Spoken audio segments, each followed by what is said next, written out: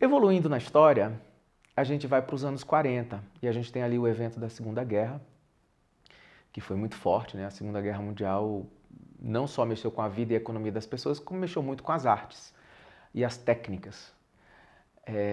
Ali, naquele momento, começa-se a usar muito som no cinema de ficção, no cinema documental. E foi um grande debate, porque muitos atores e encenadores acreditavam que o uso de som, que o cinema falado, seria um retrocesso na atuação.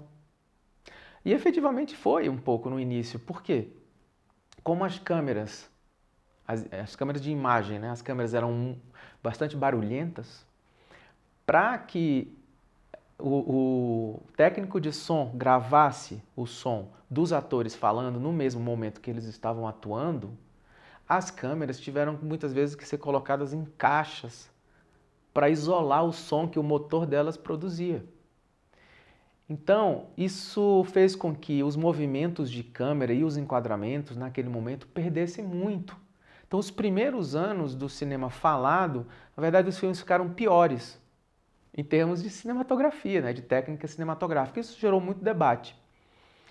No final, eles foram adaptando, então começaram a fazer motores um pouco mais silenciosos, para que toda aquela construção de imagem e de planos que já havia acontecido no cinema não fosse perdida, né? No cinema documentário, o advento do som trouxe a linguagem da narração. Então, a gente passou a ver filmes que, em vez de só mostrar a vida das pessoas acontecendo, contar uma história com os personagens reais sendo dirigidos, ou mesmo mostrar planos espontâneos de algo acontecendo, a gente começou a ouvir um locutor. Isso que parece muito simples e muito comum hoje em dia, né? Porque obviamente isso já faz 70 anos que foi criada essa linguagem, mas na época foi uma grande novidade.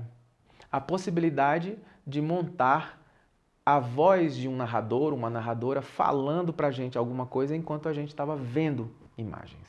Então, a partir daí, foi um grande avanço, porque não era mais só ver o Nanuque.